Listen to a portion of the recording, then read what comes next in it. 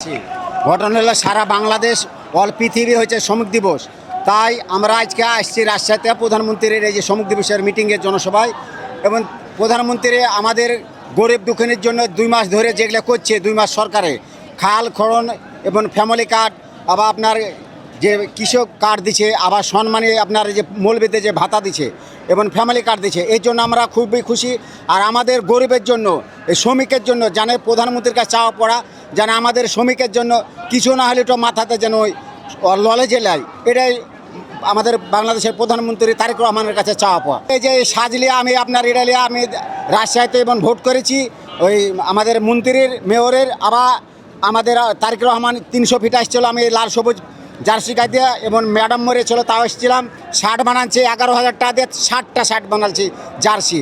আমার বেটাকে দিয়েছি, আমার ভাইকে দিয়েছি এবং আমার বন্ধুবান্ধবকে দিয়েছি এই লাল সবুজের সাজ।